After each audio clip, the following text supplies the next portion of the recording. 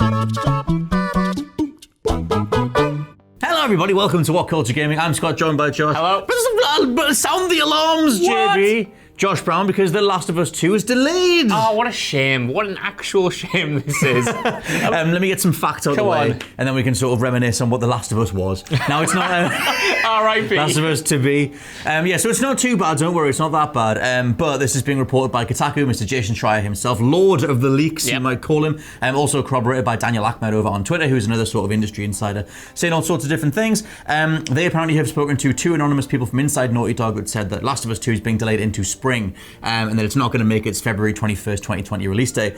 This is lined up with something that Daniel Ahmed tweeted out a couple of days ago, saying that we would get new information in regards to a Sony first-party title, but we didn't know what it was going to be. Seems like it's this. Seems like the thing that it was going to be in reference to was our beloved Joel and Ellie not going to make the date that we had set. This was it. When that tweet came out, everyone kind of assumed that was going to be Ghost of Tsushima related. Maybe that was getting pushed back to the PlayStation 5. Everyone kind of assumed that The Last of Us Part 2 was safe because obviously it only had its release date announced last month. So for this quick of a turnaround, it's kind of strange, and I'm kind of fascinated to see when Sony will officially, comment on it. Knowing our luck, it'll be right now while we're filming this video, but let's hope not. So hopefully, eventually they will have something to say. It's true. Do you want me to make this all right? Do you want me to tell you when it's actually going to come out? Do you want me to exclusively reveal the release date?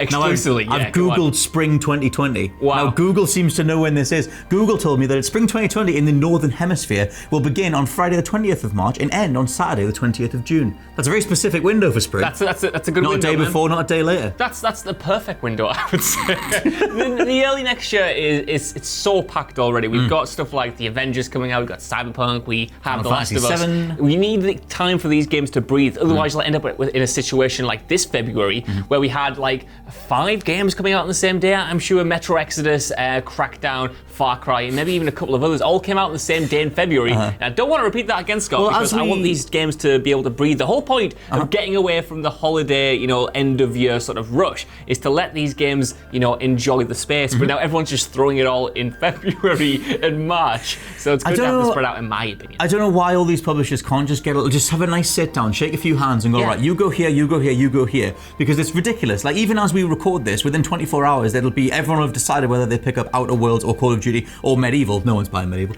and so it's one of the two. And why not just spread it out? And then in a couple more weeks, we've got, I guess it's a week apart, but we've got Star Wars Jedi Fallen Order on the 15th, Death Stranding on the 8th, and it just seems like there's never enough space in between these massive titles. Plus, for 2020, there's the whole rollout of the PS5, assuming it's coming holiday 2020. So there's shorter time between the biggest releases for the PS4 and the beginning of the next console cycle. Kind of makes it a weird release for The Last of Us 2, sitting in the shadow of the next console. It really is. That's going to be the exciting thing, because I suppose that's almost identical to the original Last of Us, which came out mere months before the PS4 and stuff. So I wonder whether this delay is going to, affect its sort of release schedule, because you always would assume that all the big Sony first-party titles would be backwards compatible with the PlayStation 5, but now I wonder, because it's coming so close to that holiday 2020 PS5 launch date, whether or not it's going to benefit from any sort of upgrades or anything like that. I wonder why it's been delayed, because, like I said before, it's so strange for it to come a month after it was first sort of announced, like the launch window, the launch date was announced, because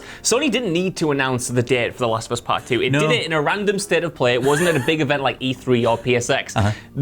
There was no one sort of, it wasn't pressing. Like, we were fine. We were fine. Waiting. We assumed it was going to come out, some point before the end of 2020. We didn't need an exact date. So for them to go so specific and then a month later, have to push it away. I wonder what's going on there. It was the big focal point used to get people into the last state of play, and it didn't show itself until the end of the stream, so it was a bit of a big deal. But obviously all of that stuff would have been planned. I mean, they're already kind of obfuscating other first-party releases in terms of they dropped all the PS5 information right alongside Concrete Genie, and Concrete Genie's just been completely forgotten about. Didn't even know it was out until you mentioned it right now. Lovely little PR's got in touch and said, "Do you want to cover Concrete Genie?" I said, "Yes, I'll give it a shot." I haven't had time, so I started at the very beginning of it. It's fine, but still, at the same time, the way that they're sort of planning a lot of their exclusives and console cycles, and the way that they're drip feeding the existence of the PS5. We still haven't seen it. We've only seen the weird dev kits for it. But to me, it points to an overall sort of an overall attitudinal shift as to how they've obviously had runaway success with the PS4. They want to make sure that they play their cards right in terms of the final exclusives for the PS4 and that transition window into the PS5. And at the minute, it just seems this just seems like a weird blunder.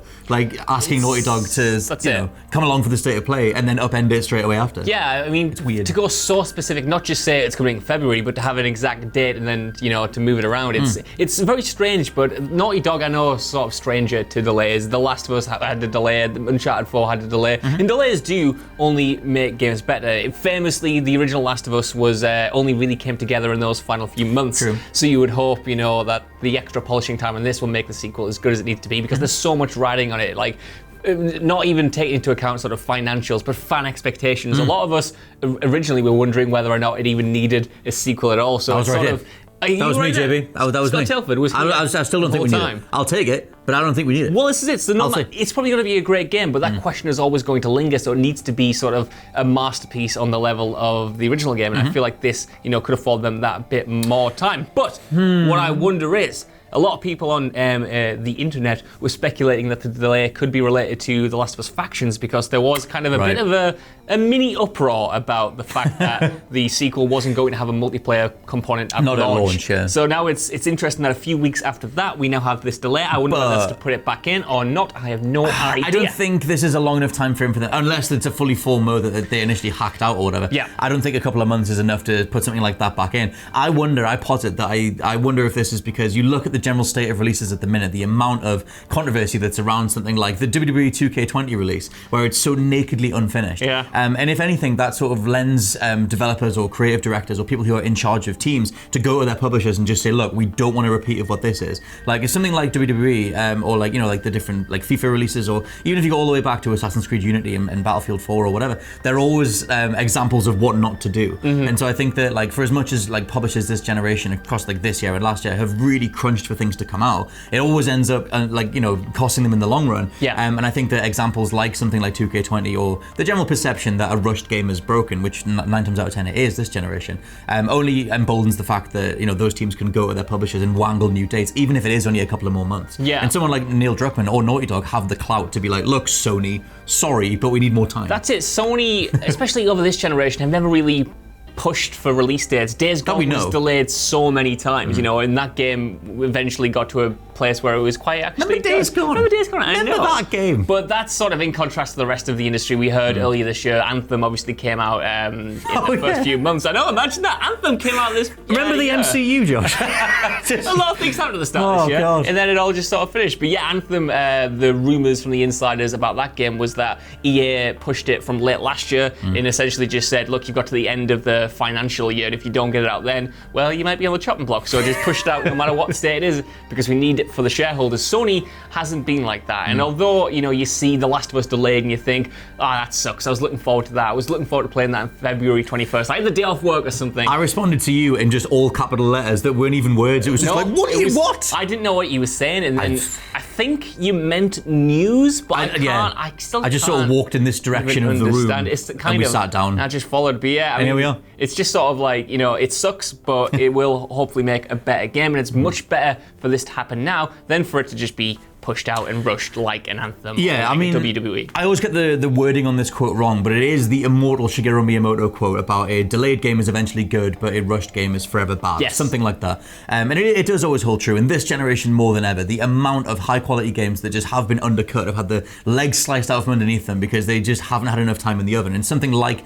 WWE or Ghost Recon Breakpoint or whatever, all those games, if you just gave them a few more months, before they get major releases, it could benefit so much more in the long run. Something like The Last of Us 2 lives and breathes on its polish. I think Naughty Dog at this stage are known for being this incredibly meticulous studio. So I have to assume that it is just sheer polish. Yeah. They did show the game running, the likes of Greg Miller and other select journalists have got to go hands-on with it, and so they do have a playable build. They're pretty far along. Well, yeah, it looks really good, and because it's only a couple of months of delay, you would expect it is just that final polishing. Nothing substantial has sort of gone terribly wrong if it's only a couple of months, and you would hope that it won't get delayed again, but who knows, Scott Taylor? I don't know. It's true. That sort of spring window takes it into sort of 4 or 5 months overall, but I would have to assume that they don't want to have it closer to the PS5. But in terms of backwards compatibility, they did say that it's, assuming that it's on a publisher by publisher basis. So Sony, The Last of Us would be one of the first games that they would go to and make sure it's available on PS5. Yep.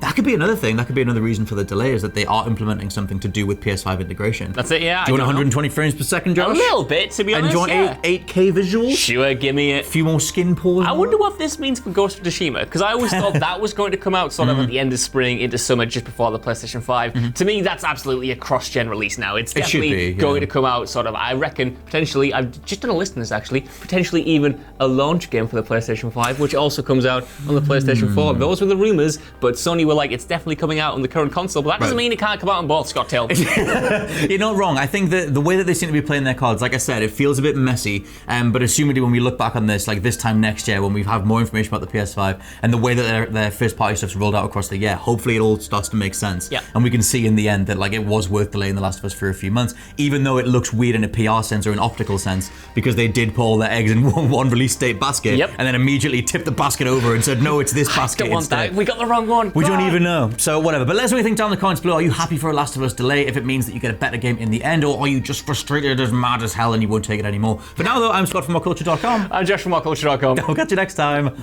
Bye. Voice did a little squeak there. Did it? Until next time.